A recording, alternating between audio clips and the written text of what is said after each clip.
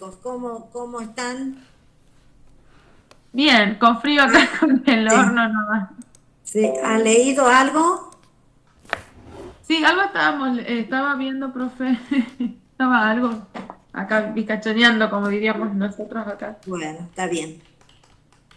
Profe, una pregunta. En el caso que, por ejemplo, en mi caso que yo trabajo los lunes en el horario de la clase, ¿qué se me lo puede enviar el trabajo por virtual? ¿El trabajo que vas a tener que hacer? Sí, Sí, o sea, a los casos excepcionales, que eran dos o tres los que estaban en tu misma situación, más sí, los que están a en otras distancia. provincias, Sí, vamos a hacerle, vamos a hacerle esta evaluación en forma individualizada. bien, profe, muchas gracias. Así que sí, no hay problema. De todas maneras, ustedes a esa evaluación, digamos, todos los que estén en la clase la van a hacer en la clase, la vamos a hacer a libro abierto, la vamos a hacer, o sea, no tienen que tener miedo porque no es una, pero sí tienen que ir habiendo estudiado porque ahí nosotros vamos a hacer algunos tipos de preguntas y es una sola unidad. Sí. Este, Así que va a ser fácil para todos ustedes. El Ah, asunto bien. importante es que por lo menos algunos elementos de lo que es derecho procesal les queden, ¿m? Y les sirvan para el futuro. Bien, nosotros, bueno, acá yo he hecho unos cuantos cuadros para sinópticos para poder manejarme con tiempo.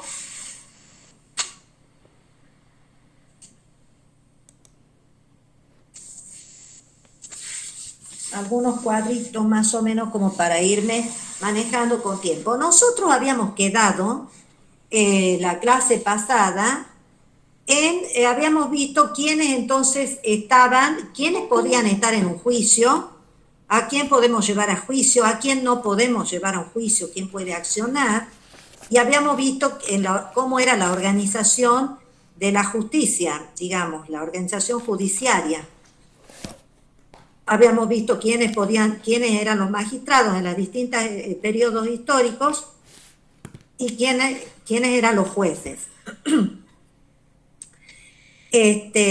Habíamos visto las partes en el proceso, pero no habíamos visto los representantes y los auxiliares. Entonces, nosotros habíamos visto quiénes podían estar y quiénes no podían estar en un juicio. Y cuando hablamos de las partes, hablamos también acá de los representantes. Si podía o no haber representantes en un proceso, ¿no es cierto?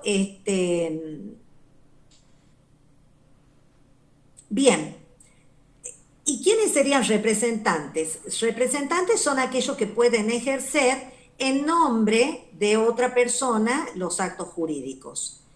Y nosotros tenemos que existe un principio básico en el derecho romano que es el de la inmediatez y de la personalidad.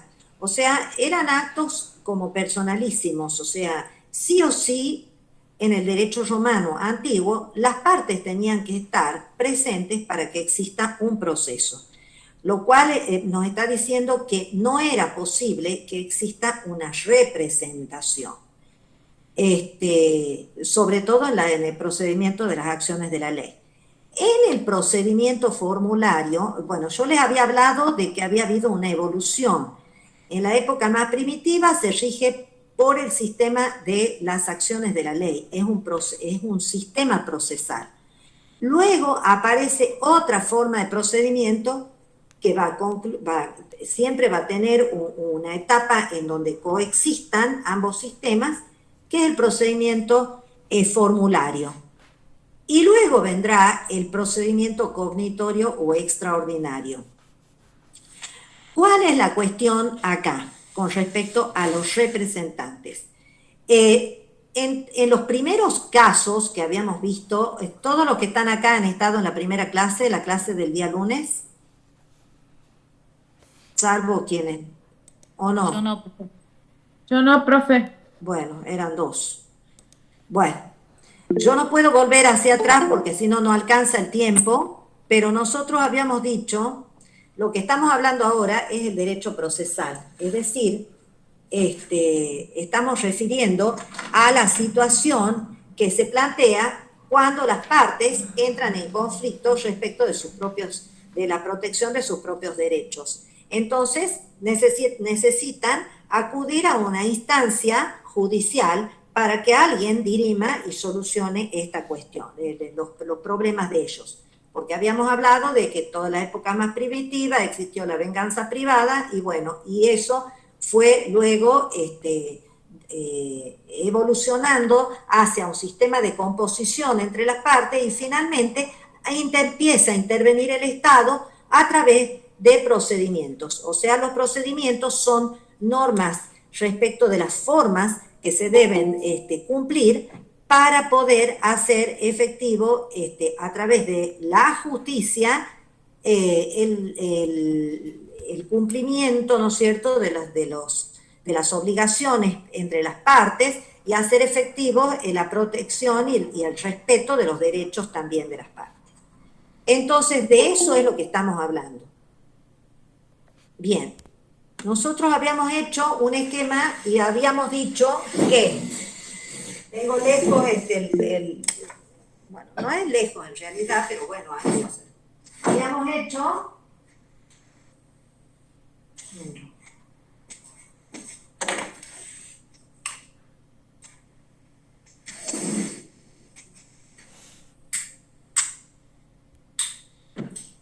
a ver ahí. Habíamos hecho la línea histórica y habíamos marcado monarquía, república, imperio, principado y dominado. Habíamos dicho que el primer sistema procesal de las acciones de la ley viene, ¿no es cierto?, desde la época antigua y tiene vigencia, ¿no es cierto?, y va perdiendo vigencia hasta la época de la República. En la época de la República, la Lex Aebutia, del año 130 a.C., da inicio a un sistema procesal que se llama sistema de procedimiento formulario. Este procedimiento va a tener vigencia también hasta la época del dominado. Y acá aparece un tercer sistema que ya venía, siempre estos se van gestando antes, ¿no? Que es el sistema extraordinario o cognitorio. Entonces, este es el de las acciones de la ley, este es el formulario y este es el extraordinario o cognitorio. Bien. Habíamos dicho que tanto el de las acciones de la ley como el procedimiento formulario, ¿ven ahí o no ven nada? ¿O no ven nada? No se ve muy mucho, profe, pero como lo va explicando, es como que voy poniendo lo que usted va diciendo. Bien, no se ve muy mucho, pero algo se ve. Bien. Profe, si usted va diciendo, nosotros igual vamos anotando. Bien. Entonces, el procedimiento de las acciones de la ley y el procedimiento formulario pertenecen al orden de los juicios privados, porque los define un juez privado que es un ciudadano romano y no es un funcionario público. En cambio, el procedimiento cognitorio o extraordinario es un procedimiento similar al que tenemos nosotros hoy en día, en donde hay un solo magistrado, que es un funcionario público, que es el que dirige el proceso y a su vez dicta la sentencia. Partiendo de esa base, que es lo que habíamos visto ya la semana pasada, nosotros sabemos que en los dos primeros, en el de las acciones de la ley y en el procedimiento formulario, sí o sí, las partes tienen que estar presentes para que se pueda constituir el juicio. Si no están presentes ambas partes, entonces ya directamente es imposible hacer un juicio. No se podía hacer un juicio si no estaban las dos partes presentes. Pero la diferencia entre el procedimiento de las acciones de la ley, que es el más antiguo, y el procedimiento formulario, es que en cuanto a lo que se refiere a la representación de las partes, En el procedimiento formulario se va a admitir la representación procesal, es decir, que una persona pueda representar a otra en el proceso, en el juicio. ¿Por qué? Porque nosotros ya sabemos, ya hemos visto que la representación en el derecho romano no está admitido normalmente en todas las primeras épocas. Es decir, que los actos valen para el que los ha realizado, ¿verdad? Pero sí se admite alguna forma con virtualidad de representación en algunas acciones, por ejemplo, acciones que se dan en interés del pueblo. Cualquier ciudadano romano en interés del pueblo puede realizar y hacer una petición, ¿no es cierto?, por ejemplo, en nombre del Estado o en nombre del populus romanorum, en nombre del pueblo. Siempre y cuando o un magistrado en nombre del Estado puede peticionar, o un particular en interés del populus, por ejemplo, para pedir la reparación de un camino. Entonces, me arrogo la responsabilidad, la representación de los demás conciudadanos para pedir la reparación de un camino. También tenemos otras formas nosotros de representación, que sería, por ejemplo, en la tutela y en la curatela. Esas son representaciones legales. Es el representante legal el que actúa en nombre y representación de, por ejemplo, del menor impúber. ¿Se dan cuenta? O sea, cuando verdaderamente no hay quien, el menor impúber no puede, o el demente no puede actuar por sí mismo, bueno, lo hace a través de un representante. Hay otra forma también admitida, que es la establecida en una ley que se llama Lex Hostilia. En virtud de esta ley, cualquier ciudadano podía accionar con la actio furti, o sea, por la acción por robo o por hurto, en interés de una persona, de otro ciudadano que esté brindando servicios afuera, que esté ausente, ¿no es cierto?, o que haya caído prisionero del enemigo. O sea, si el ciudadano se ha ido a la guerra y alguien ha entrado y ha robado en su domicilio, entonces podía perfectamente un ciudadano, a través de la Lex Hostilia, iniciarle juicio por robo al infractor. Bueno, o sea que son algunos casos excepcionales en donde sí se permitía la representación. Pero el procedimiento formulario trae una innovación en cuanto a que permite la representación en juicio. Es decir, que alguien vaya en nombre del actor o en nombre del demandado a actuar en el juicio. Estas personas se van a llamar el cognitor o el procurator. Como dice ahí, ustedes tienen que ir siguiendo el programa. A ver, bueno, no, acá no lo dice. Bueno, los representantes podrían ser entonces el cognitor o el procurator. Estas personas, en realidad, son el procurator es como si fuese un mandatario. Es decir, alguien que puede estar designado para atender la generalidad de los negocios de un pater, ¿no es cierto? Entonces, sin ninguna formalidad, ese procurator se puede presentar en un juicio en donde el pater sea el accionante o el accionado. Pero como no existe la representación directa en Roma, el procurator tenía que prestar cauciones, es decir, dar garantías. ¿De qué? De que si salía perdidoso en el juicio, él lo iba a pagar, y de que si salía ganancioso en el juicio, el dueño del juicio sería su representado, no iba a iniciar otra acción nueva contra él, ¿no? Entonces, tenía que garantizar eso, el procurator. Bueno, ¿Cuál es la diferencia con el cognitor? El cognitor es un apoderado judicial expreso, apud acta, es decir, que dentro del mismo juicio, dentro del juicio, se lo nombra con todas las formalidades exclusivamente para que se dedique a atender ese juicio. ¿Entienden? Entonces, para ese está designado entonces dentro de ese pleito, con formalidades orales, solemnes, todo el mundo está sabiendo que esa persona está designada expresamente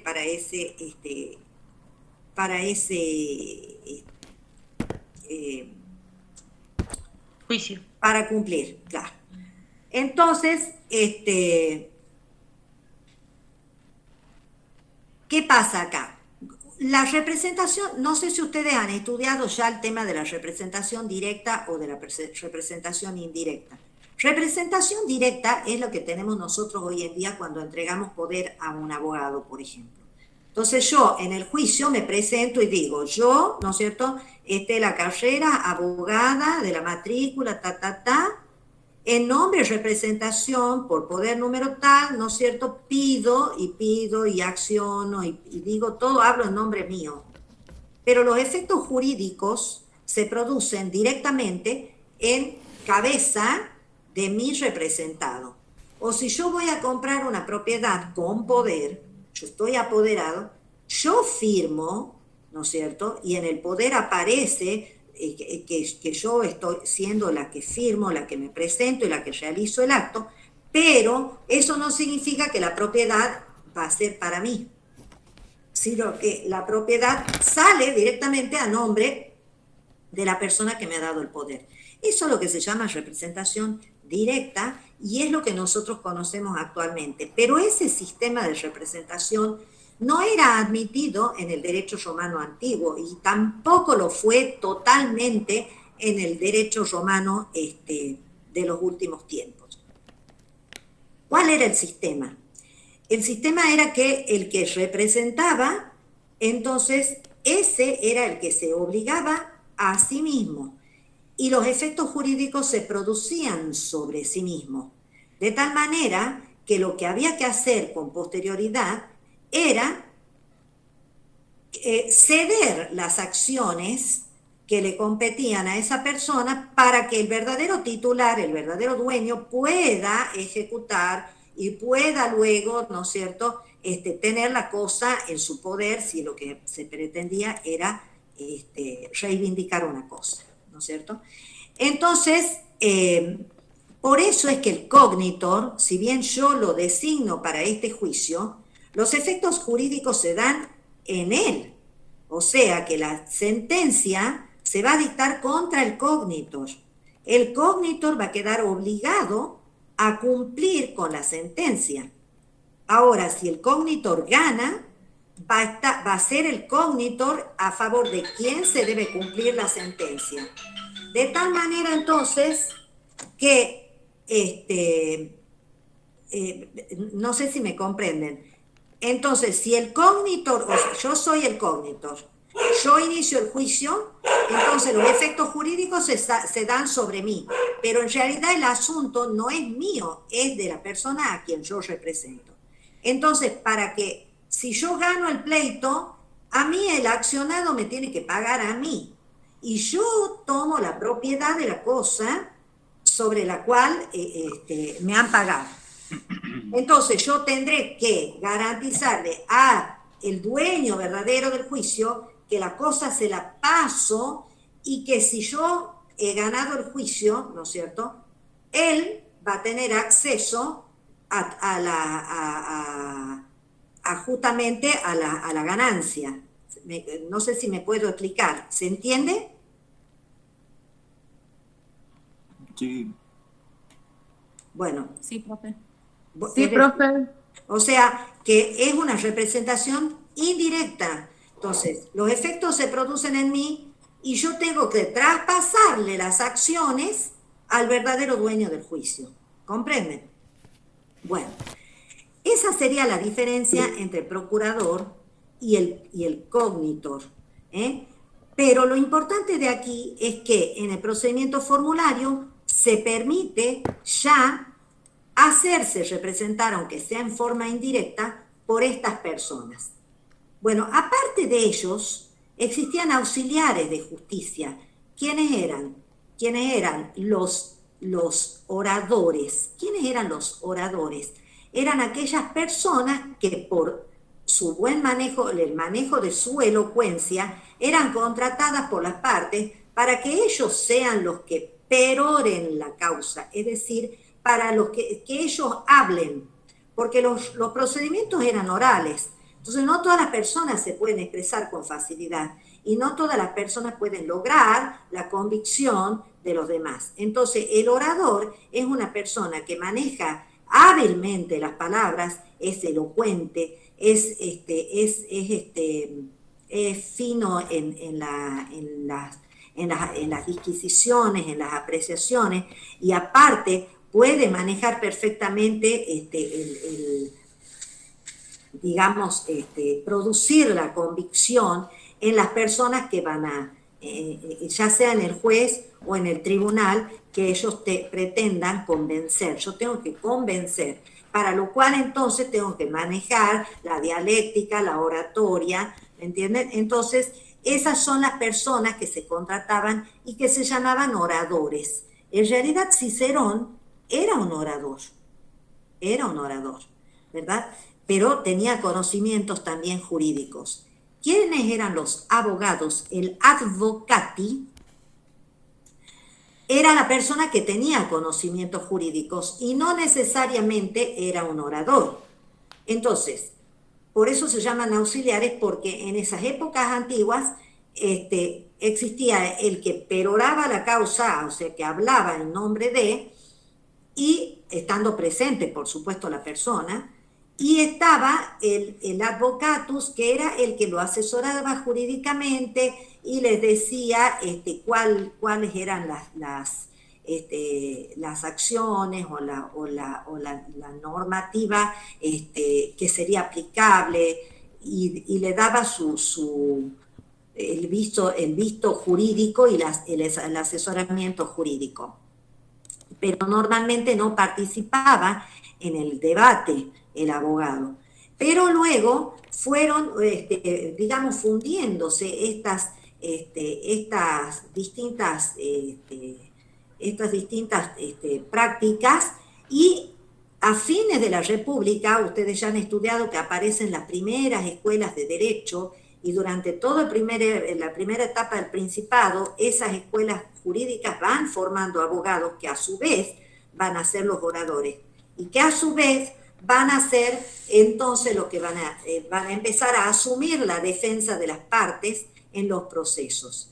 En las épocas primitivas estas actividades eran honorarias, es decir, que era un honor poder ejercer la defensa de las personas, de las causas, y no se podía cobrar honorarios, tenía que ser gratuito. Es más, para Augusto era un deshonor cobrar honorarios, entonces estaba prohibido, es más, sancionado si es que los abogados cobraban honorarios. Pero esto luego, en el transcurso del tiempo, va a ser dejado de lado, y vamos a ver entonces que los abogados comienzan ya a tener derecho a cobrar sus emolumentos, sus honorarios, y vamos a ver que cuando lleguemos al procedimiento al procedimiento extraordinario, o sea, al último de todos, ahí va a ser obligatorio ya dejar fijados los honorarios de los abogados que han intervenido. Entonces, con eso ustedes tienen el panorama completo ya de todas las personas que pueden estar en un proceso. Y ahora entramos al análisis de la acción para poder entrar nuevamente en los procedimientos. La acción, yo les había dicho, y les vuelvo a reiterar, que en el derecho romano, si yo tuviera por lo menos la otra pizarrita más chica, pero bueno, no la tengo. Yo les había dicho que el derecho romano es un sistema de acciones más que un sistema de derechos subjetivos. Y yo les había explicado que en el derecho moderno nosotros tenemos un derecho objetivo, una constitución, normas, ¿no es cierto? El derecho objetivo, tenemos un montón, un cúmulo de normas que a nosotros nos reconocen derechos subjetivos, ¿no es cierto? Y conforme a esos derechos subjetivos reconocidos por el ordenamiento jurídico, a nosotros se nos otorga una acción. Una acción. Y en virtud de esa acción, nosotros podemos promover un juicio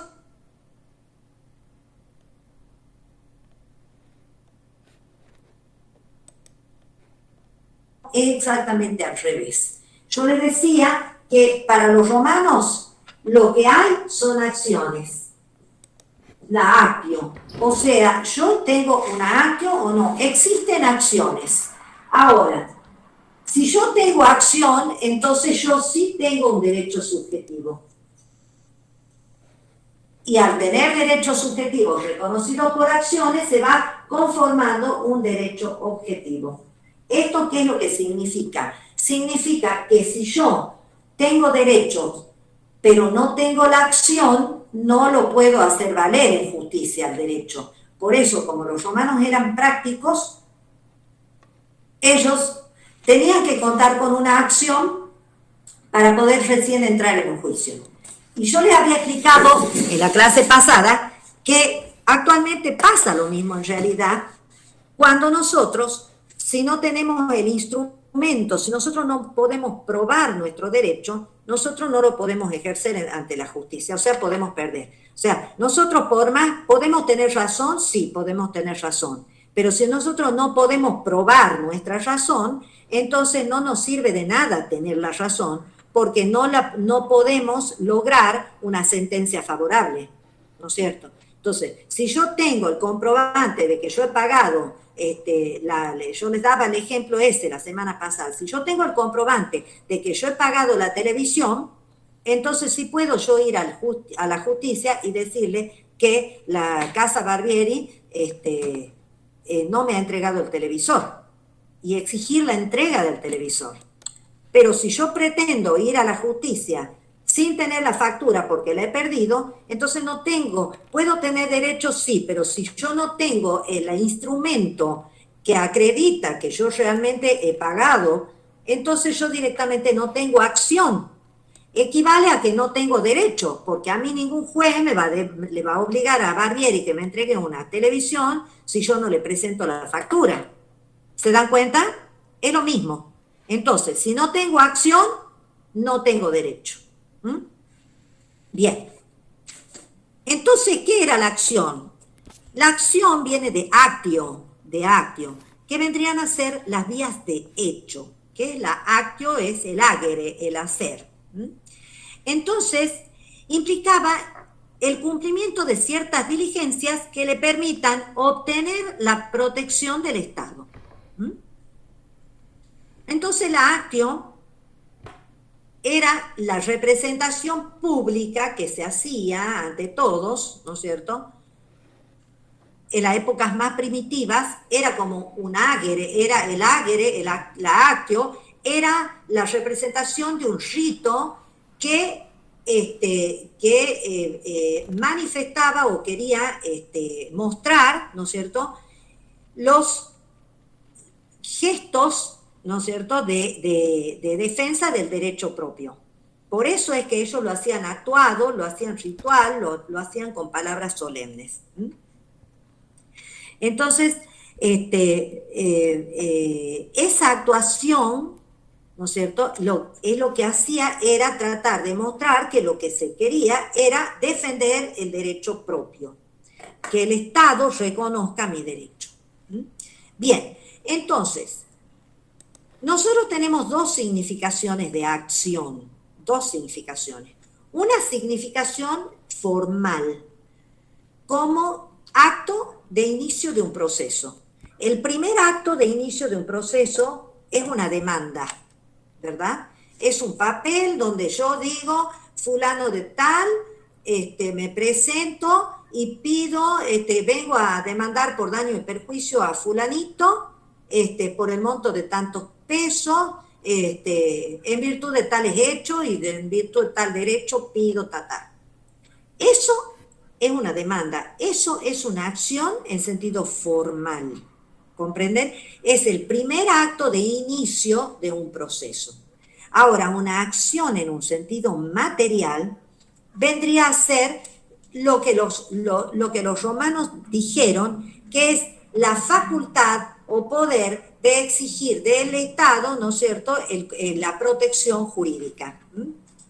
Entonces, como se dice, es el derecho de perseguir en juicio lo que a cada uno se le debe. O sea, yo puedo exigir judicialmente que se me pague lo que se me debe. Eso es en un sentido material. En un sentido material, la palabra acción estaría involucrando a lo que nosotros en el derecho procesal moderno le llamamos la pretensión, es decir, lo que objetivamente yo pretendo, lo que yo pretendo, el pago de los daños y perjuicios, esa es mi pretensión, ¿no es cierto? La entrega de la cosa, el cumplimiento del contrato, el cumplimiento del contrato, la entrega de la obra terminada, lo que fuere. Eso vendría a ser, digamos, la pretensión, o sea, en el sentido material. Bueno, vamos a ver nosotros que a lo largo de la evolución del derecho romano, la acción en las épocas más primitivas, en su sentido formal, la acción, ¿no es cierto?, estaba separada, era separada de la pretensión. Así como nosotros hoy en día, cuando hablamos en el derecho procesal de que una cosa es la acción y otra cosa la pretensión, esto viene ya desde las épocas más antiguas del derecho romano, porque la acción era la forma y la pretensión era el fondo. Entonces, en las épocas más antiguas existía un procedimiento en el cual las partes tenían que hablar y recitar palabras solemnes con mucha precisión y realizar un rito y hacer toda una actuación que si no se hacía en la forma que estaba establecida y si no tocaba con la varita la cosa, por ejemplo, y no se nombraba la palabra exacta, el juicio se perdía. ¿Esto qué está significando? Que el rito era la acción, pero no era el contenido material de la pretensión, porque la pretensión, si hubiera sido de esa manera, no se tendría que haber perdido. Entonces, si yo tengo la acción y no la celebro, no cumplo con todos los ritos y con las palabras solemnes, entonces pierdo el juicio, pierdo el derecho.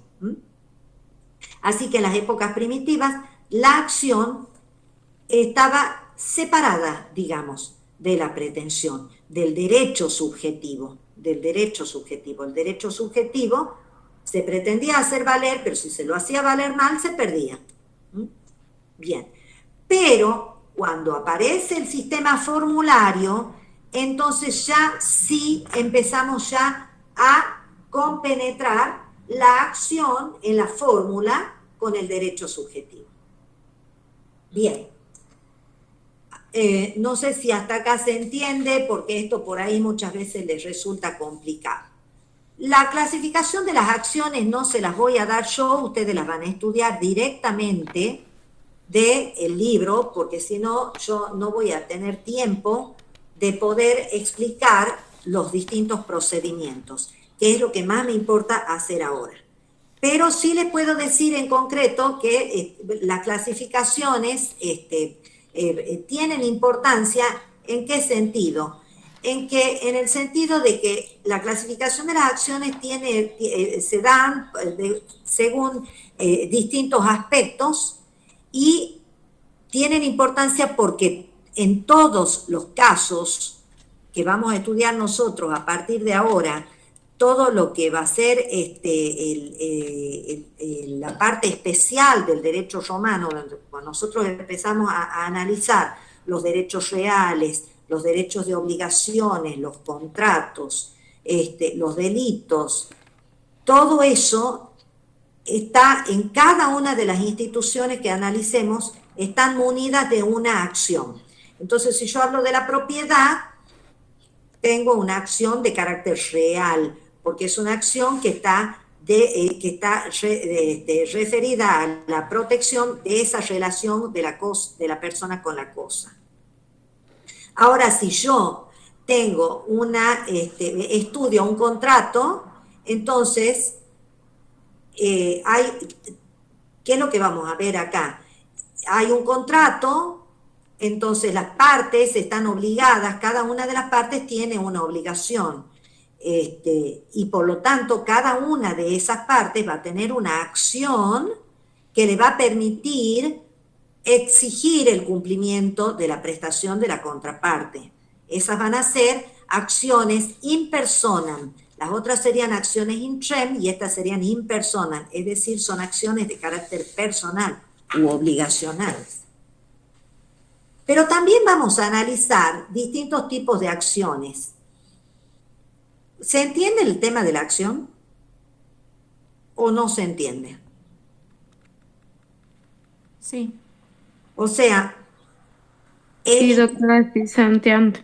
perfecto. Entonces, como nosotros tenemos que el derecho romano es un sistema de acciones, el que tiene la acción tiene el derecho, el que no tiene acción no tiene derecho, no lo puede ejercer, no lo puede pedir al cumplimiento judicialmente.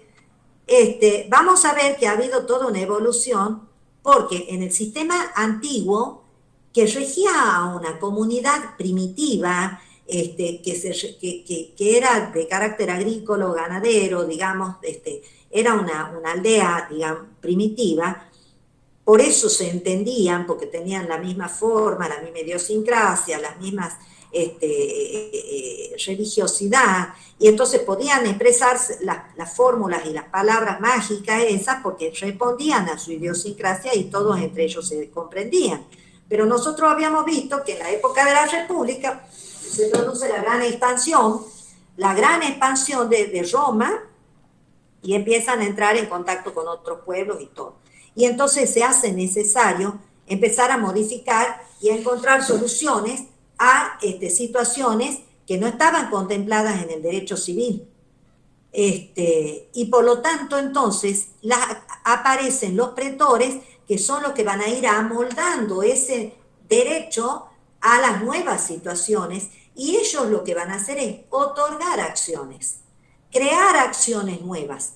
Por eso hablamos de acciones civiles, que son las acciones antiguas que provienen de la ley de las 12 tablas, ¿no es cierto? Y las acciones honorarias, que son las acciones que van a ser creadas u otorgadas por el pretor usando el procedimiento formulario.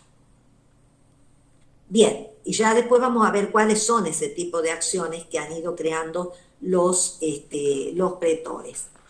Ahora, teniendo en cuenta entonces esto, este primer, digamos, abordaje, podemos entrar un poco a analizar cómo fueron los distintos procedimientos que aparecieron en Roma. Agarren el programa. Bueno.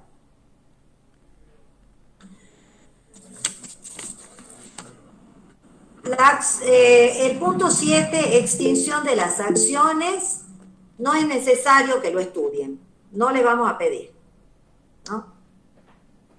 Procedimiento de las acciones de la ley, ese es el punto 8.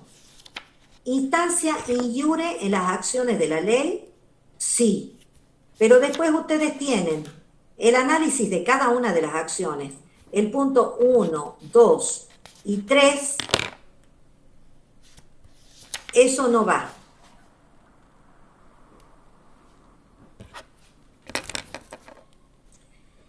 De las acciones de la ley, yo les quiero explicar lo siguiente. simplemente.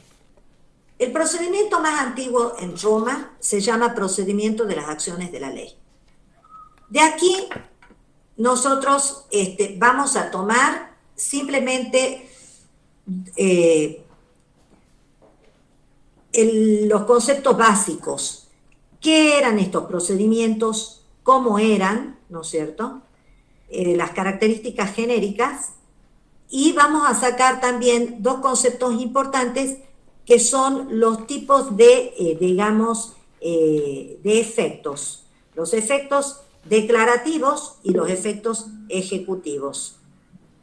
Lo que no va, entonces, del punto 8 es, en el punto 8, cuando habla de legis, actio, periodicium, sacramentum, es decir, todo lo que está escrito ahí en latín que ustedes no van a entender, el punto 1, el punto 2, el punto 3 no van.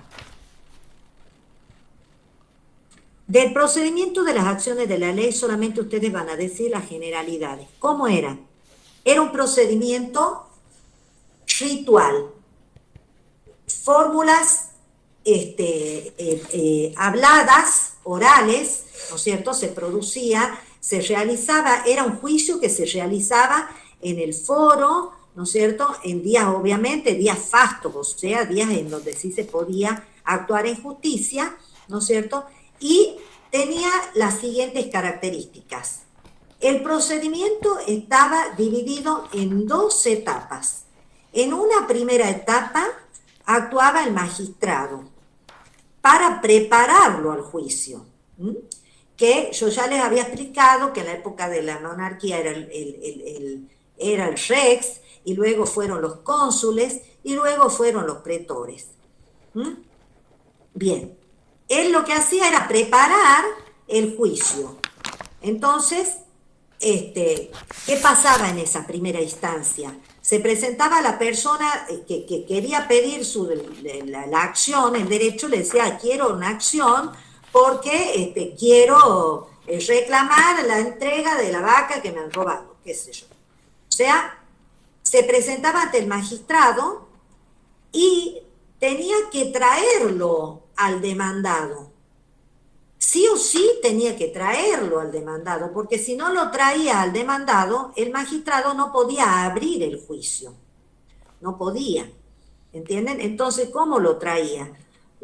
Primero lo invitaba, o sea, que era el propio actor el que lo traía al demandado en forma privada, privadamente. Estaba autorizado hasta traerlo por la propia fuerza, o tomar testigos y traerlo por la fuerza al juicio. Una vez en presencia del magistrado, entonces ahí se analizaba si se le otorgaba o no la acción. O sea, había que ver, el magistrado tenía que ver si realmente esa persona le correspondía esa acción o no, ¿verdad? Entonces, si era realmente la persona tenía algún tipo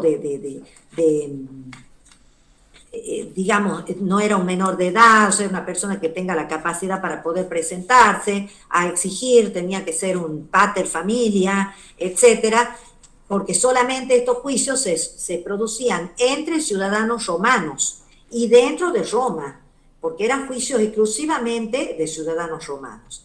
Entonces, el magistrado lo que hacía era ver a quién le pedían las acciones, a los pontífices. En aquella época primitiva eran los pontífices los únicos que conocían las acciones que se podían entregar. Entonces, bueno, se analizaba, ¿no es cierto?, si le correspondía la acción y se le daba la acción. Entonces, estaba el actor y estaba el demandado y estaban los testigos. Esto era la parte preparatoria en donde directamente ya ante el magistrado se determina quién es el actor, quién es el demandado y cuál es el objeto del juicio, de qué se va a tratar este juicio, ¿verdad? Entonces, una vez que está todo esto conformado, el magistrado directamente termina con lo que se llama la litis contestatio. Y la litis contestatio es un momento en donde es como un acuerdo arbitral. Entonces las partes se sujetan a lo que pueda decir el juez. Entonces el magistrado, ¿qué hace? Elige del álbum que está, de las tablas que están expuestas, quién va a ser el juez, salvo que las partes mismas hagan su elección. Si las partes han elegido al juez, han dicho queremos que sea Ticio el juez, entonces el magistrado lo nombra juez a Ticio y van todas las partes con todos los testigos y le van a relatar en una segunda etapa al juez toda la cuestión. Ahí se van a producir las pruebas y ese juez va a dictar la sentencia. Entonces, tenemos dos etapas claramente diferenciadas. Una primera ante el magistrado y una segunda ante el juez. Ante el juez, en el medio de esas dos etapas, existe lo que se llama la litis contestatio, y en la litis contestatio se consume la acción. ¿Qué significa que se consume la acción? Si la acción, por ejemplo, era una acción reivindicatoria, o sea que lo que yo quiero es que me devuelva algo que es de mi propiedad, entonces viene el actor, viene el demandado, definimos que lo que queremos es la entrega de una cosa, de tal cosa específicamente. Entonces yo ya tengo el tema que debe decidir el juez, cuáles son las partes, cuál sería la acción que le corresponde, que es la acción reivindicatoria, ¿no es cierto? Perfecto. ¿Qué es lo que hacemos? Trabamos la litis contestatio. La litis contestatio es un acuerdo arbitral dirigido por el magistrado, en donde las partes se ponen de acuerdo que se van a someter a la decisión del juez Ticio. Ya sea que ellos lo han elegido a ese juez o ya sea que el propio magistrado ha sido el que lo ha designado. Entonces las partes van a ir con todos los testigos porque todo esto es oral y es ritual.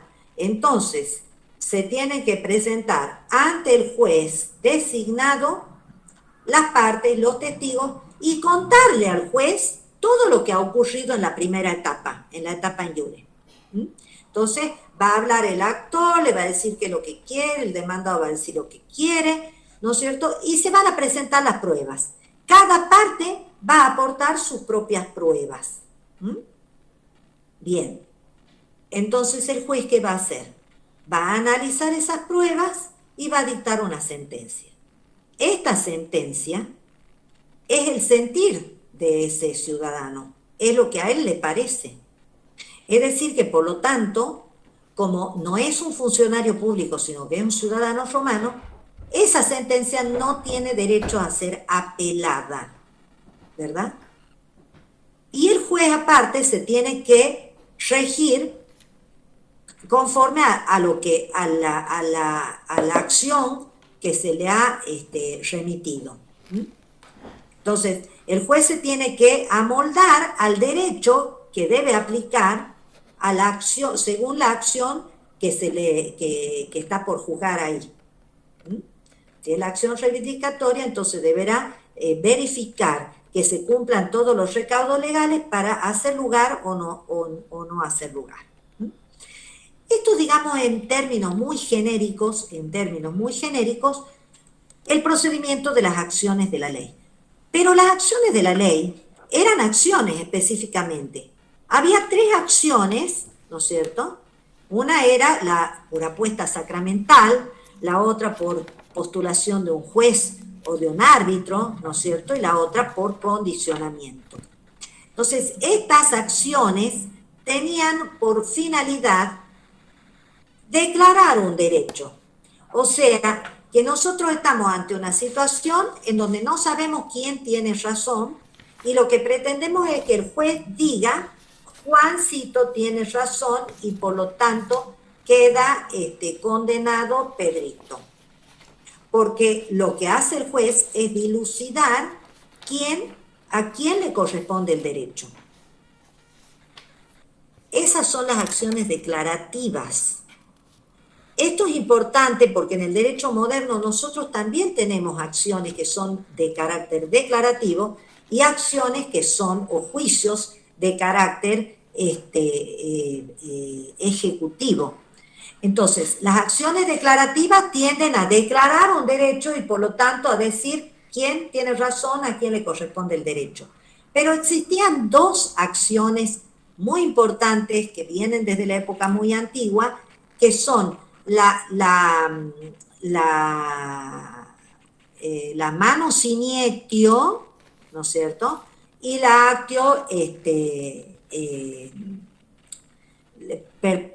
pignoraticia, ¿no es cierto? Entonces tenemos, ¿no es cierto?, la de ejecución y la que se llama la actio per pignoris capionem. Pignoris es pignus, es la prenda, y capionem es la toma de prenda, por toma de prenda, y la otra per manu siniectio es por la toma de la mano, por la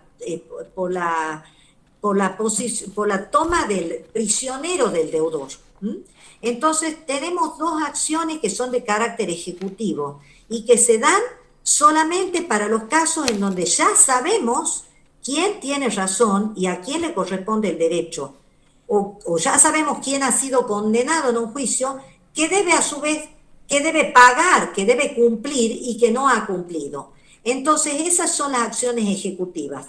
Entonces, del procedimiento de las acciones de la ley, ustedes tienen que decir las características de las formalidades, etcétera, y explicar que tiene las dos etapas y que se caracteriza porque son 5 nada más las acciones de la ley. 3 de ellas, no me importa que no sepan los nombres porque son complicados y no están traducidos en el libro que ustedes estudian, pero sí que sepan que 3 de ellas son declarativas y esa declaración significa la dilucidación de a quién le corresponde el derecho. Y las ejecutivas son aquellas que tienen la finalidad de efectivamente ejecutar, es decir, hacer efectivo el cumplimiento, ¿no es cierto?, de la obligación. De tal manera entonces que las acciones ejecutivas, es decir, la manus iniectio y la pignoris capio, que son las dos ejecutivas, tienen por final, se produce, o en el caso de que en el juicio anterior de carácter declarativo una de las partes ha sido vencida y no ha cumplido, o en un contrato una de las partes no ha cumplido, ¿no es cierto?,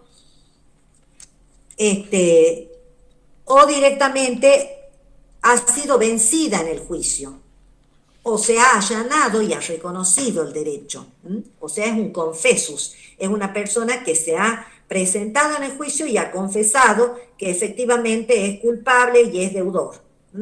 Entonces, en ese caso, una cosa es reconocer y otra cosa es cumplir. Entonces, la declarativa yo puedo ir, presentarme y reconocer. Ahora, de ahí en más, a cumplir, a devolver, eso es otra cosa. Si yo no lo hago, entonces sobre mí recae o las acciones ejecutivas, o sea, o me toman preso a mí, que es la manus siniectio, ya después la vamos a analizar bien cuando ustedes vayan a estudiar todo el tema de obligaciones, o la pignoris capio, o sea que la toma de prenda, o sea que directamente me agarro la cosa, ¿no es cierto?, se me pone en posesión de la cosa del que no me la quiere entregar. Bueno, ese es el procedimiento de las acciones de la ley. Pero después viene el procedimiento formulario, que sí es el más importante. Entonces, el procedimiento formulario, a ver cómo lo voy a ir.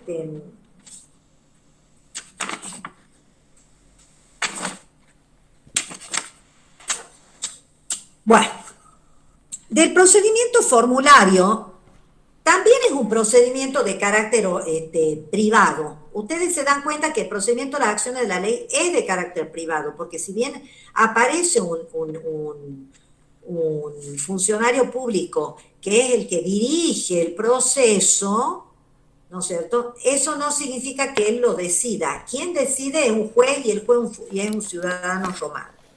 Entonces, el procedimiento formulario también participa de las mismas características de la doble instancia que tiene el procedimiento de las acciones de la ley.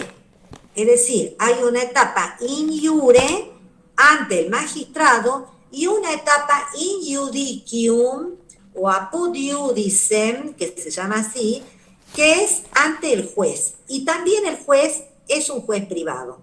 Y también la sentencia es inapelable.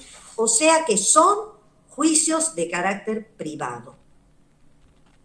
Pero acá, en el procedimiento formulario, nosotros vamos a tener una gran transformación, que es la etapa central, el momento de la litis contestatio. La litis contestatio, ¿se acuerdan ustedes que yo les decía que era un... esperen 2 segundos que viene el profesor de mi hijo, le voy a decir que le abran. ¿Qué está abajo? Ya te hago abrir. Disculpen 2 segundos porque... Bueno, a ver chicos. Entonces, ustedes se acuerdan que yo les decía que era totalmente oral el procedimiento de las acciones de la ley. En el medio se terminaba con un acuerdo arbitral que es la litis contestatio. Ahí, digamos, quedaba configurado quiénes eran el actor, el demandado, cuál era el objeto que se iba a decidir, y eso se decía ante los testigos todo oral. Eso, ese momento procesal va a ser, digamos, sustituido por lo que se llama una fórmula. ¿Qué vendría a ser la fórmula? La fórmula es como si fuese un formulario, ¿no es cierto?, donde nosotros tenemos los puntitos, ustedes saben, cuando nosotros llenamos un formulario. Entonces la fórmula es escrita, y en la fórmula es donde el magistrado va a poner todas estas situaciones. Ya no va a ser necesario ir con los testigos ante el juez, porque yo ya llevo la fórmula que me ha dado el magistrado para que la presentemos ante el juez. Es decir, que acá el momento de la litis contestatio se transforma en la fórmula. Es un momento escrito. Y ya vamos a ver por qué es tan importante la fórmula, porque gracias a esta fórmula, que ya vamos a analizar la fórmula y las partes que tiene la fórmula, el pretor ha podido incorporar al juzgamiento y permitir, ¿no es cierto?, solucionar y que se atiendan judicialmente montones de situaciones que no estaban previstas en el derecho civil antiguo, pero que se necesitaban resolver en estas épocas modernas, de la época, digamos, donde aparece este proceso formulario. Este procedimiento formulario aparece con la aparición de los pretores, de alguna manera, fundamentalmente con los pretores peregrinos, que son los que, ustedes saben que aparecen primero los pretores urbanos para solucionar problemas entre los ciudadanos romanos, y luego aparecen los peregrinos en el año 242 para solucionar conflictos de ciudadanos romanos con extranjeros, porque ya Roma se está expandiendo. Entonces, son estos fundamentalmente los pretores peregrinos los que van a empezar a abrir enormemente el abanico de acciones. Como yo les decía al principio, existían poquitas acciones, ¿no es cierto? Y cada situación tenía una acción. Y vamos a ver cuando analicemos los contratos, que solamente eran no contratos aquellos que tenían acción y por lo tanto podían hacerse ejecutar. En cambio, van a aparecer montones de situaciones que no están previstas en el derecho civil antiguo, o que se han tornado absolutamente inviables o injustificadas en el derecho moderno, que a través de la fórmula el pretor va a poder solucionar. Bien. Entonces, en este procedimiento formulario,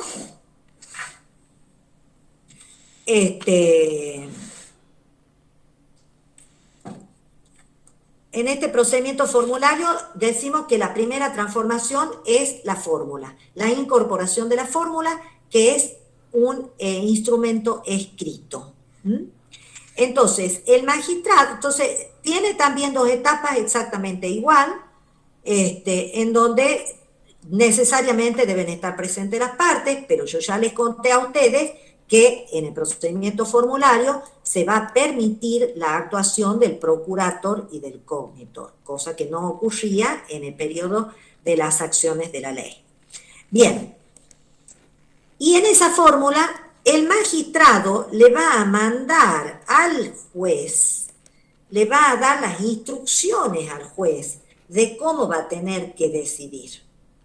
Es decir, que el magistrado en este caso no se desliga completamente de la cuestión, sino que va a darle las directivas al juez, le va a fijar un plazo para que dicte la sentencia, es como que lo va a asesorar al juez respecto de cómo es que él debe juzgar a través de la fórmula. ¿Por qué? Porque en este periodo de procedimiento formulario existe el principio de fidelidad a la fórmula. El juez, aun cuando no esté totalmente seguro de lo que él diga en su sentencia, tiene que ajustarse a lo dictaminado en la fórmula. Bien. A ver.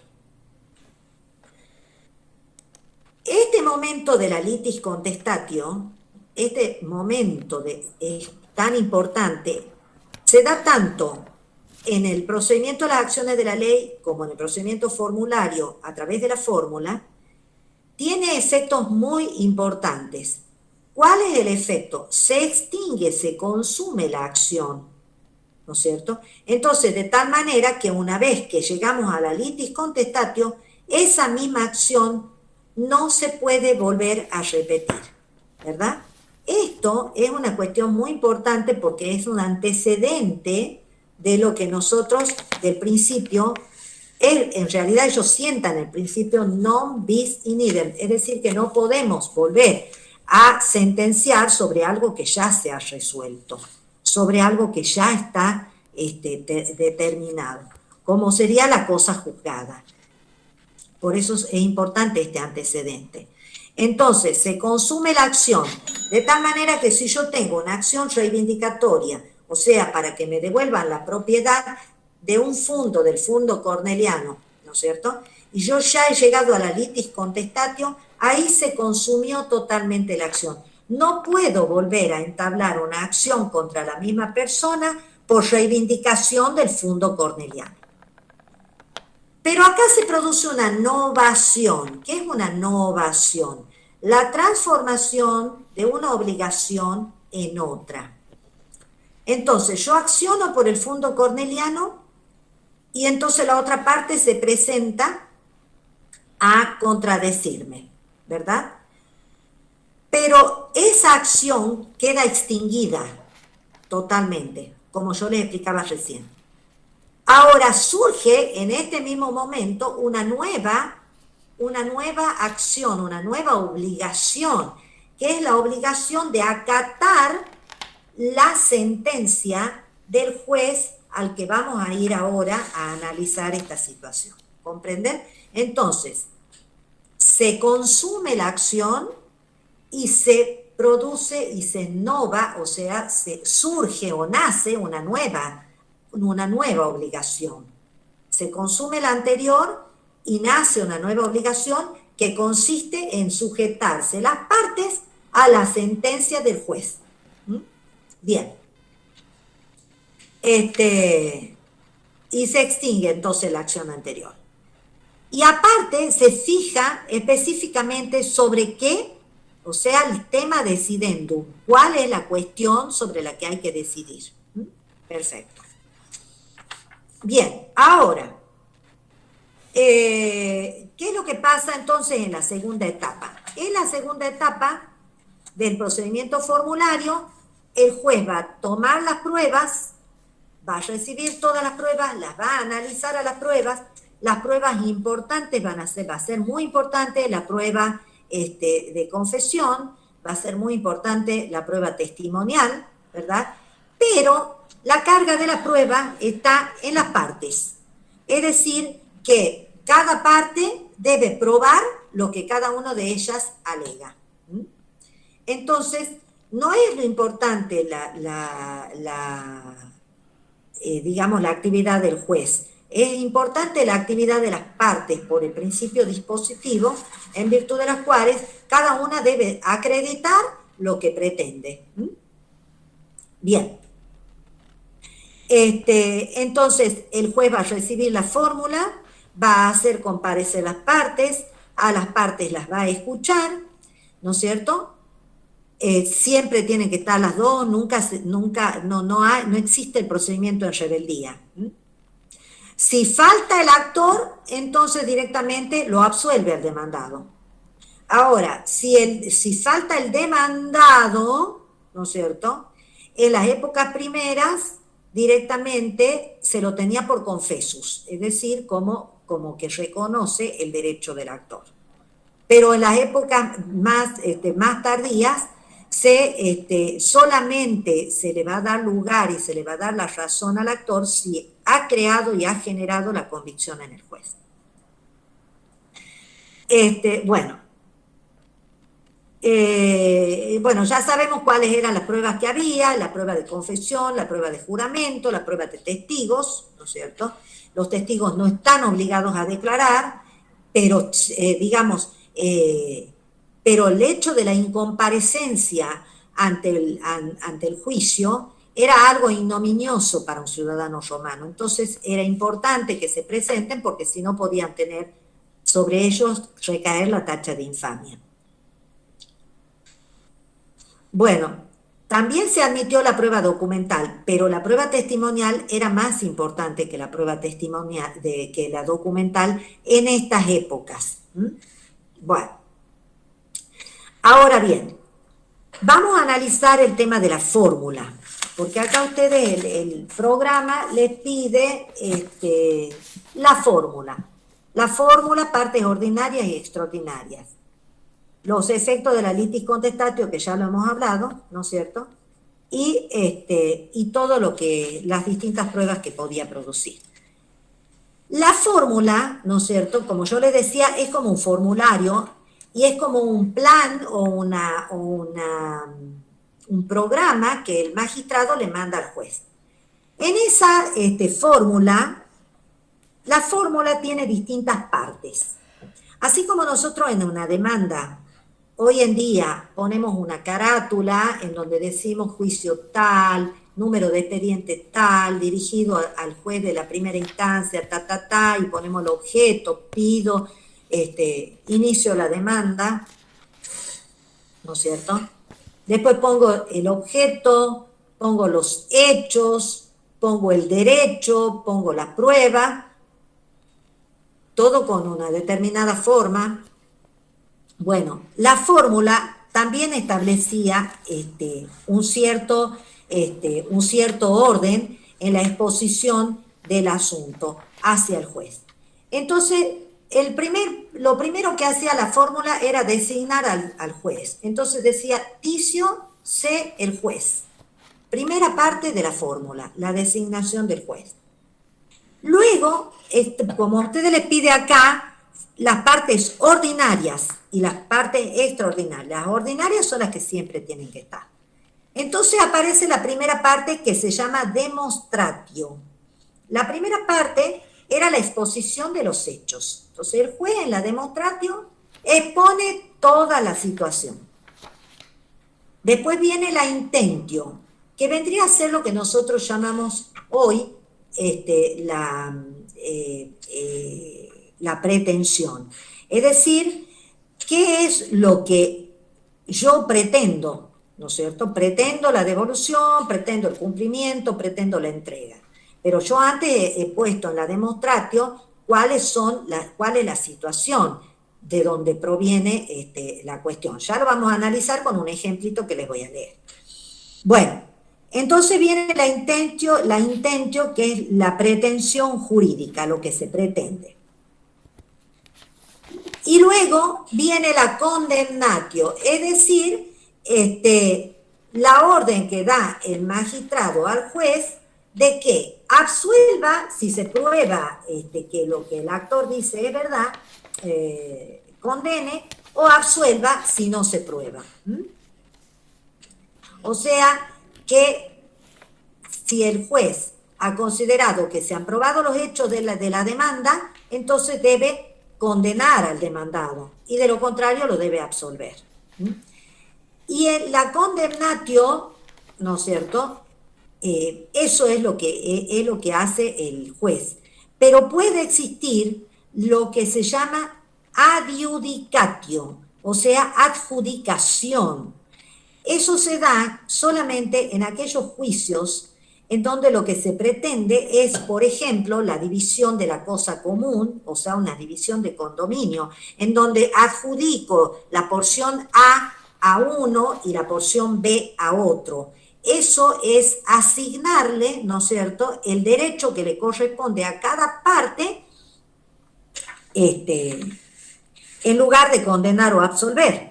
Porque en este tipo de juicios, ¿no es cierto?, no se trata de condenar o de absolver, sino de repartir entre varios una determinada cosa. Bueno, entonces ahí, en ese caso, procede no la condemnatio, sino la adjudicatio, o sea, la adjudicación. Bueno, ahora, esas son las partes ordinarias, pero a su vez podían aplicarse otras partes que no son las ordinarias, que pueden o no estar en la fórmula.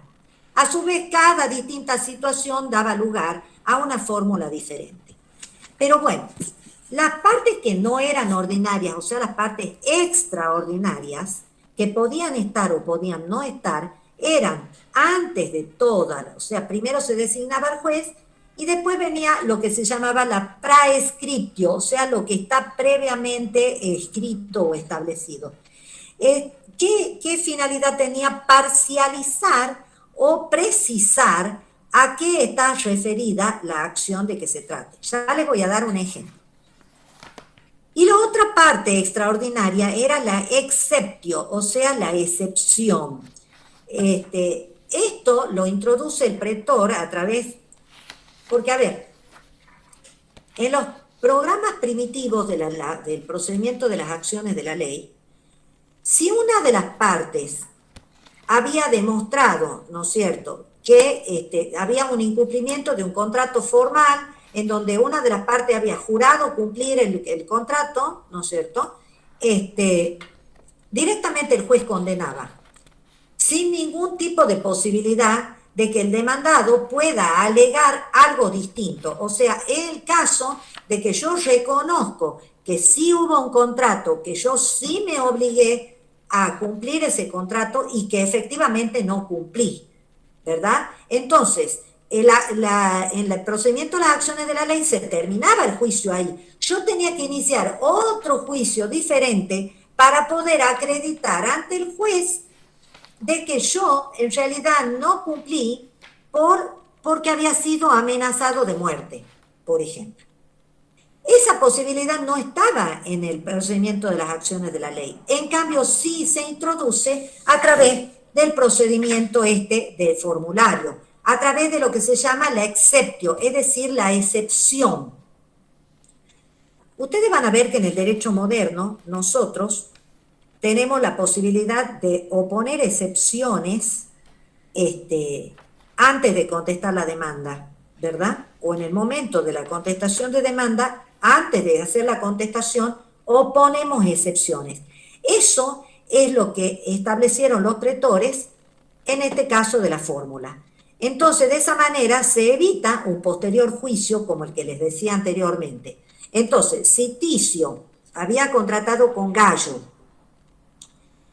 y Gallo le había prometido cumplir a Ticio y no ha cumplido, se termina con una sentencia condenatoria de Gallo, ¿verdad? Pero ¿qué es lo que pasa?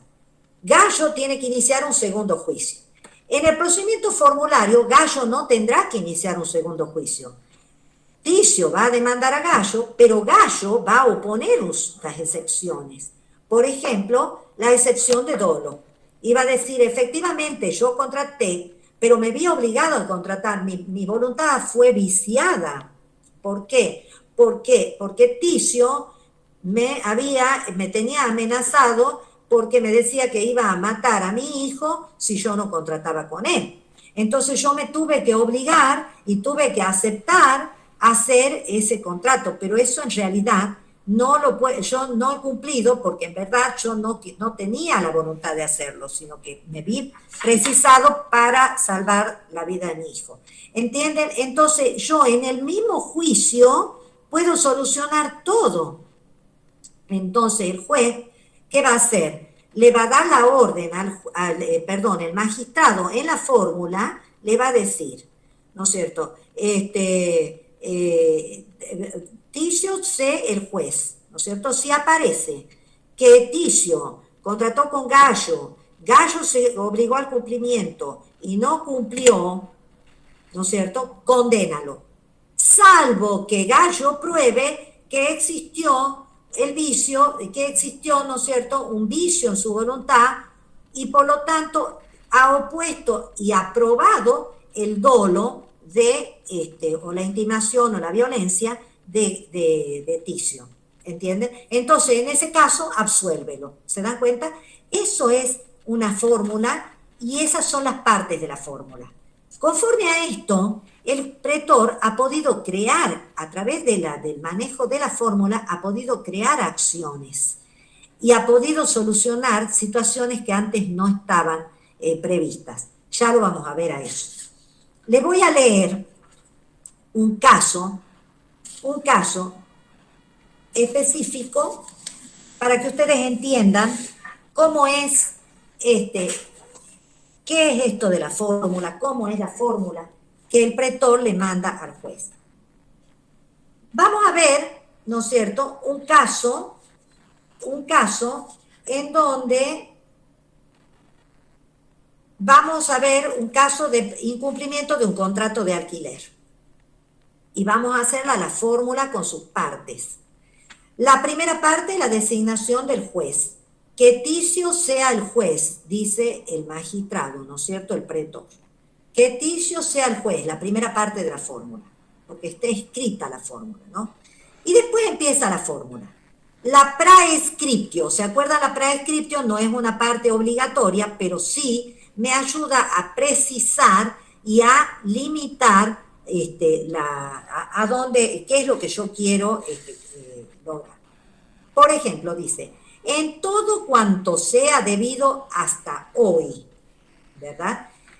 ¿A esto a qué se refiere? Se refiere a que hasta que el momento de la sentencia, todos los alquileres que se adeuden lo va a tener que, si se acredita que los debe, lo va a tener que pagar. Porque si yo, por ejemplo, no pongo nada, no pongo la praescriptio esta, o sea, en todo cuanto sea debido, y yo inicio hoy una acción por los alquileres que se me deben, ¿no es cierto?, me debe febrero, marzo y abril, entonces yo pongo, me debe los alquileres de febrero, marzo y abril, ¿verdad? Pero hasta que se termina el juicio, el inquilino me va a seguir debiendo mayo, junio, julio y agosto. Pero como yo ya, por el efecto consuntivo que tiene la litis contestatio, que es este proceso, que es este momento arbitral, no puedo volver a hacer otra acción sobre el cobro de alquileres de ese contrato. Entonces, para evitar perder la posibilidad de accionar nuevamente, directamente es en todo cuanto sea debido hasta el momento del pago, ¿verdad? Entonces yo ahí me quedo cubierto, ¿no es cierto?, porque hago una apreciación, una precisión de lo que realmente se va a tener que evaluar al momento de la sentencia. Y después viene la demonstratio, o sea, la descripción de los hechos, en el caso de un incumplimiento de un contrato de locación. Puesto que, dice, Numerio Negidio, que se le decía así a la parte actora, tomó en locación el demandado, tomó en locación al fondo de Puerta Capena, o sea, él contrató y alquiló un fondo, el fondo de Puerta Capena, de Aulo Agerio, o sea, el dueño del fondo, por un alquiler anual de 500 sestercios y no lo pagó en los últimos 2 años, ¿no es cierto? Perfecto, esa es la descripción de la situación. El tipo hizo el alquiler y no pagó la deuda. Entonces, esa es la demostratio, la descripción de los hechos. Ahora vamos a la otra parte de la fórmula, la intentio. Numerio Negidio deberá pagar a Aulo Agerio 1000 sestercios. O sea, la pretensión es que pague lo que debe, ¿verdad? Ese es el intentio, la pretensión. Bien, ahora, resulta de que Numerio Negidio le opone una excepción y dice, o sea, el hecho que de probarse paraliza la acción. Entonces, siempre que no conste, siempre, o sea, el magistrado le dice al juez, siempre que no se conste o que no se demuestre que Aulo Agerio no le haya realizado, no haya hecho un pacto de no reclamarle el pago. O sea que lo que ha hecho el accionado Numerio Negidio era oponer el pacto de non petendo, que es un pacto de no pedir, que él en algún momento posterior al contrato había realizado con el dueño del predio. Entonces el dueño del predio le dijo, tranquilo, durante 2 años no te voy a cobrar, ¿verdad? Pero resulta que después va y lo intima y lo lleva a juicio. Entonces, el demandado opone la excepción ante el magistrado y le dice, sí, pero sí, yo no le pagué, pero es que él vino y me dijo, durante 2 años no te voy a cobrar. Entonces opuso la excepción. Entonces, ahí yo ya les he mostrado la designación, la praescriptio, la demostratio, la intentio, la exceptio, la excepción que planteó el demandado. Y ahora viene la condemnatio, o sea, la última parte de la fórmula, en donde la orden que le da el magistrado al juez de que condene o de que absuelva. Entonces, si tal deuda es probada y el pacto no existió, debes condenar a Numerio Negidio a pagarle a Aulo Agerio los 1000 sestercios. Pero si ella no es probada, debes absolverlo. O sea, que el magistrado le dice al juez que dada esta situación y probados tales hechos, ¿no es cierto?, o no probada la excepción, deberá condenar o absolver según eso. Entonces el juez tiene que seguir la fórmula, ¿entienden? Entonces, para cada distinto tipo de situaciones, había una fórmula distinta. Entonces, el actor cuando va a pedir la fórmula, a pedir la acción, ¿no es cierto?, a pedir la acción en el procedimiento, en la etapa in iure, pide la acción, el magistrado, dentro de todas las acciones que están ahí previstas, le va a otorgar la acción. O capaz que le dice, no, no te doy la acción. Ya vamos a ver eso también. Entonces, porque puede darse cuenta de que es una situación muy injusta y por lo tanto no le da la acción. Le puede denegar la acción también. ¿Entienden? Pero la fórmula es esto que les acabo de leer. ¿Les ha quedado claro cómo funciona, qué es una fórmula y cómo funciona? Sí, profe. Bueno. Sí, doctora. Perfecto. Entonces podemos continuar. Ya hemos visto la fórmula, las partes ordinarias y extraordinarias. Ya hemos visto la litis contestatio. ¿Qué es la litis contestatio? Que consume la acción, esa acción no se puede volver a realizar, a interponer, y que se produce una novación, es decir, que surge una obligación nueva de someterse al juez. Bien. Y luego está la etapa en el procedimiento formulario hasta que el juez dicta la sentencia. Dictada la sentencia por el juez, obviamente que el juez no podrá hacerla ejecutar porque el juez es un ciudadano romano y no tiene imperium. Para que se pueda ejecutar la sentencia, va a ser necesario que la parte ganadora vaya nuevamente al magistrado para que con su imperium exija y permita, ¿no es cierto?, pueda coercionar o coaccionar al cumplimiento de la sentencia. Bien. Todas estas cuestiones que son muy complicadas no se las voy a... bueno.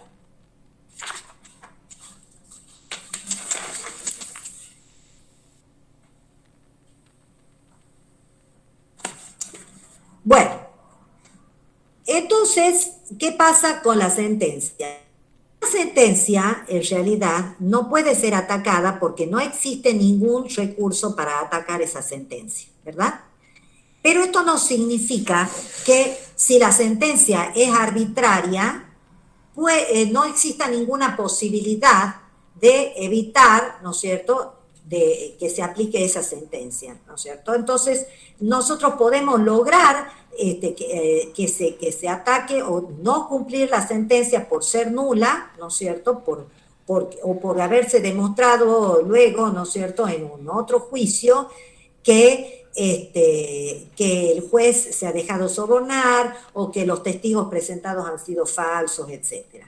En esos casos, ¿no es cierto?, la sentencia perfectamente se puede evitar el cumplimiento de la sentencia y puede producirse lo que se llama la in integrum restitutio, es decir, la restitución en íntegro a la situación anterior, a la sentencia.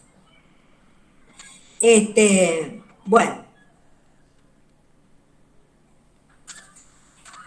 Y la forma de ejecución de la sentencia, ¿no es cierto?, va a ser a través de lo que se llama las ejecuciones, ¿no es cierto? O sea, la bonorum venditio significa que le pueden vender todos los bienes en masa, o la bonorum distractio significa que puede sacar algunos de los bienes de la parte y venderlo. ¿Por qué? Porque las sentencias en el procedimiento formulario siempre mandan al pago de daños y perjuicios, o sea, a la transformación en el pago de dinero. En un procedimiento de acciones de la ley, como en el procedimiento formulario, el juez no obliga no puede obligar a la entrega de la cosa específica, porque no tiene posibilidad de coaccionar, porque el demandado puede directamente no entregar la cosa, pero en este caso sí podrá el magistrado, con su imperium, exigir el pago de la cosa, de la evaluación de la cosa. Bueno, ahora vamos a entrar al otro procedimiento, al procedimiento extraordinario. El procedimiento extraordinario se da, digamos, ¿por qué surge? Bueno, porque empieza a tornarse un poco complicada las dos fases del proceso, se hacía lento, ¿no es cierto?, y había ciertas acciones que necesitaban urgencia, que comenzaron a ser solucionadas por los propios pretores a través de su imperium y mediante medidas extraprocesales que que hicieron advertir de que podía el propio magistrado resolver más rápidamente determinadas situaciones. Esto va a ser el origen de donde va a surgir posteriormente lo que se llamó como procedimiento extraordinario, la extraordinaria cognitio, o sea, el procedimiento de conocimiento extraordinario posterior.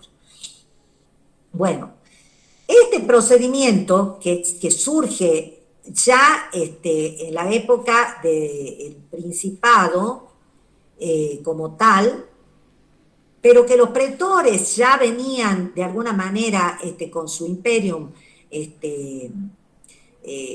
tomando estas decisiones extraordinarias, eso vendría a ser, digamos, la génesis de este procedimiento cognitorio, se va a instaurar en Roma con forma obligatoria y dejando totalmente de lado al procedimiento formulario a partir del dominado, es decir, a partir de Diocleciano. En realidad, sí, a partir de Diocleciano comienza ya a quedar completamente fuera de aplicación el procedimiento formulario.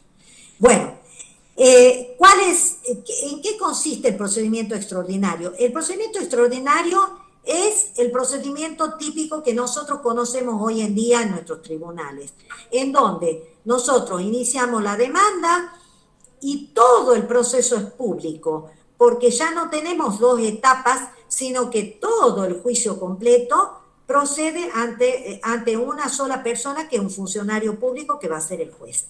Entonces, él no solo dirige el proceso, lo prepara, lo dirige, sino también dicta la sentencia. Y al ser un funcionario público y tener por encima de sí otros funcionarios públicos, esa sentencia sí se puede apelar. Entonces, nosotros hoy en día tenemos un procedimiento totalmente público, en donde llegamos ante el juez, está la demanda, después viene la contestación de la demanda, después ofrecemos y producimos las pruebas, después se hace un alegato, se dicta una sentencia y podemos apelar la sentencia. Ese procedimiento que nosotros tenemos hoy es el procedimiento extraordinario o cognitorio del derecho romano. ¿Mm? Bien, entonces, ¿qué es lo que vamos a hacer nosotros por el poco tiempo que nos queda? Porque nos quedan 15 minutos. Vamos a ver cuáles son las diferencias entre el procedimiento formulario y el procedimiento cognitorio o extraordinario. Entonces, la primera gran diferencia que tenemos es que es un proceso totalmente público. El juez es un funcionario público, en el otro no. Desaparecen las dos etapas. Antes había una etapa ante el magistrado y otra etapa distinta ante el juez. Ahora todas son ante el juez, que es un funcionario público. Empieza a tomar mayor preponderancia la actividad del magistrado, porque el que dirige el proceso es el juez. Es el juez. Entonces, podemos decir que es el triunfo de la justicia estatal sobre la privada, este tipo de procedimiento.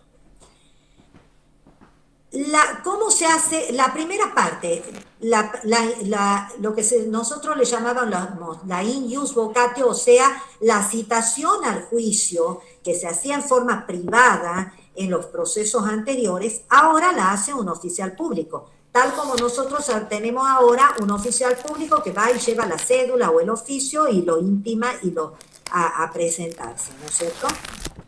Bueno. Otro efecto importante es la reducción de los efectos de la litis contestatio, ¿no es cierto? De la litis contestatio, porque la litis contestatio era un momento trascendente que unía a las dos etapas de los procesos anteriores. En este momento solamente se transforma en lo que nosotros llamamos hoy la traba de la litis. Es un momento procesal que no tiene ningún tipo de incidencia, más que lo que hace es determinar simplemente cuál es el tema a decidir. Pero no produce la extinción de la acción y la novación. ¿Me entienden? O sea, el efecto fundamental que tenía la litis contestatio en los procedimientos anteriores lo pierde en el periodo de proceso cognitorio. Bien, en cuanto a las pruebas, ustedes van viendo que vamos por etapas, ¿no es cierto? En la primera etapa nosotros tenemos la demanda, ¿no es cierto? La contestación, la citación al demandado, bueno. Pero hay ahí una cuestión importante que también es fundamental en el derecho, en este procedimiento. Aparece la posibilidad del proceso contumacial. ¿Qué significa contumacial? Es un proceso en rebeldía. ¿Qué significa esto? Que aunque el demandado no se presente, igual el juicio sí se produce y continúa hasta la sentencia. ¿Me entienden? Eso no era posible antes.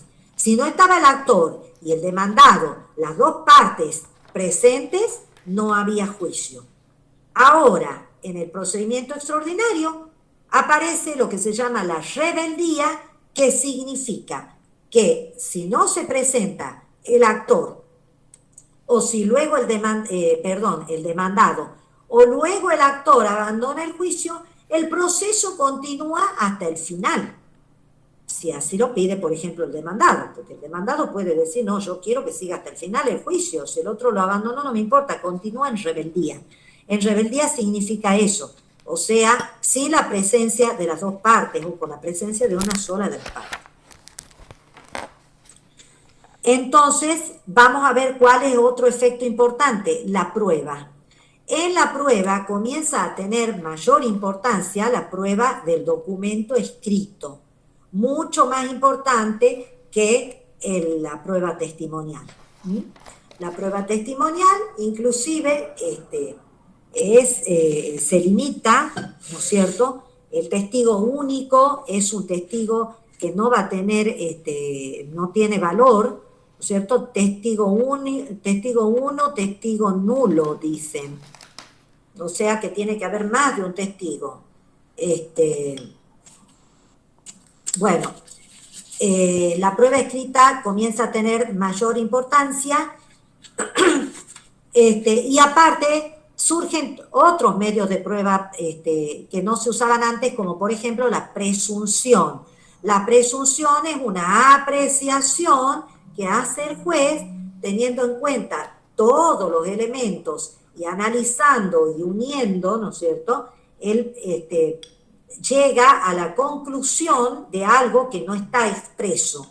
Entonces presume de que, dándose todas las circunstancias como se han venido dando, podemos concluir válidamente en una presunción, y esa es una prueba válida que se admite, que antes no existía ni se admite. Hay un menor formalismo porque el formalismo ha ido decreciendo, o sea, en la época de las acciones de la ley todo era en absoluto formalidad, ritos, palabras excesivamente exactas. En el periodo de procedimiento formulario esto ya no es así. ¿Por qué? Porque si no decía la palabra exacta, perdía el juicio. Bueno, eso era injusto. Entonces el procedimiento formulario ya no es tan rígido, el procedimiento formulario. Pero en el procedimiento cognitorio las formas aún se suavizan mucho más. El procedimiento va a ser entero escrito y aparte va a ser secreto. Otra de las innovaciones del procedimiento formulario es que permite la apelación de las sentencias. Entonces, las sentencias que antes no podían ser apeladas, ya sí pueden ser revisadas en instancias superiores por funcionarios públicos superiores, ¿no es cierto? Entonces, aparece la apelación. Y también aparece como novedad la imposición de las costas, es decir, que se establece que el vencido debe pagar las costas del proceso y se deben, el juez está obligado a pronunciarse respecto de los honorarios de los abogados intervinientes. Entonces, hay condena en costas y hay pronunciación y hay fijación de los honorarios. Todo esto son innovaciones del procedimiento cognitorio. Se establece que el pleito no puede durar más de 3 años, desde el momento de la litis contestatio. Bien, bueno, esas son fundamentalmente las grandes modificaciones que trae el procedimiento extraordinario. Entonces, el procedimiento extraordinario es un juicio igual que el que lo conocemos actualmente, con todas estas innovaciones y totalmente público. O sea que ya estamos fuera de la órbita del derecho privado. Bien, a ver si hay algo más.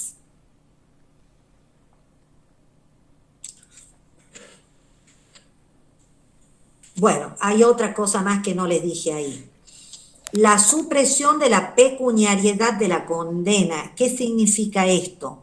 Significa que acá el juez sí tiene poder para exigirle al demandado el cumplimiento en especie de la cosa tal como se exige, ¿verdad? Salvo que existe imposibilidad física. Entonces, si yo lo que quiero es que me entregue la casa o la obra terminada, entonces el demandado deberá entregar la casa. Y si no, le quito la casa. El juez le puede quitar la casa.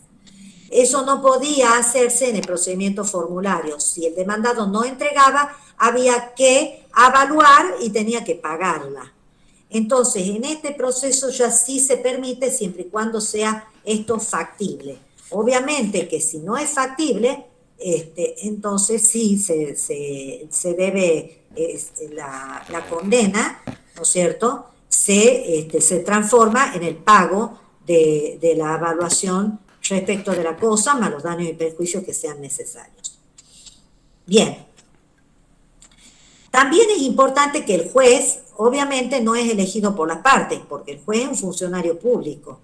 Y antes el juez era un ciudadano romano y las partes lo podían elegir o podía elegirlo el pretor del listado de personas postuladas para ser jueces. Bien. Bueno, entonces, con eso ustedes ya tienen el panorama de los 3 procedimientos diferentes que existieron a lo largo de la evolución del derecho romano. Yo les pido que ustedes estudien bien esta bolilla para el día lunes. El día lunes vamos a tener la revisión exclusivamente de esta bolilla.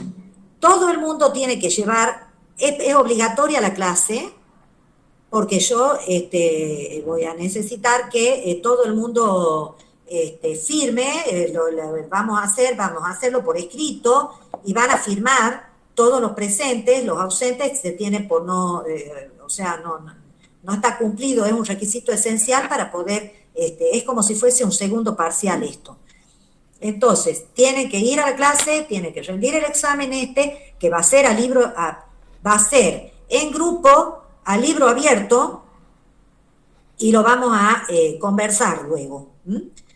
Y ustedes me van a entregar para que yo califique. Eso va a ser obligatorio. Los que no van a ir a la clase por una cuestión de trabajo o de estar en Salta, en Jujuy o en Catamarca o en donde no pueden acceder, me van a tener que informar quiénes son a través de la doctora Florencia, para que yo les arme a cada uno un distinto trabajo práctico, ¿verdad?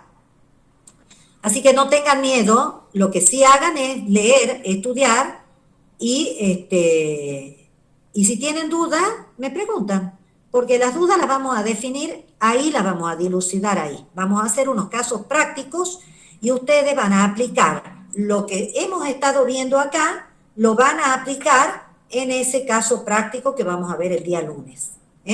Bueno, con esto damos por finalizada la clase. ¿Les queda alguna duda? Gracias, profesora. ¿Alguien quiere preguntar algo? ¿Tienen...? Por el campus le avisamos a la profesora Florencia los que no podemos asistir. Más bien ustedes, hay un WhatsApp, que me parece que va a ser más fácil para la doctora. Si quieren avisar por el campus también, pero prefiero que hagan de las dos maneras porque es más ágil. ¿Sí? Bien. Bueno, quedamos así, chicos. Vayan con los libros el día lunes. Hasta luego, profesora. Hasta luego, profe. Chao. Tengan buen fin de semana, chicos. Igualmente, que les vaya bien a ustedes. Hasta luego, chao. Por la vía del WhatsApp, le preguntan a la doctora Sochi nos transmita las dudas, y listo, yo las contesto. Profe, a algunos chicos tenemos que rendir penal justo en ese horario el lunes. Ah, no me digas. Sí. También le decimos a la profesora Flor. Sí, por favor. Bueno. Penal también. Bueno, muchas gracias. Bueno, De nada.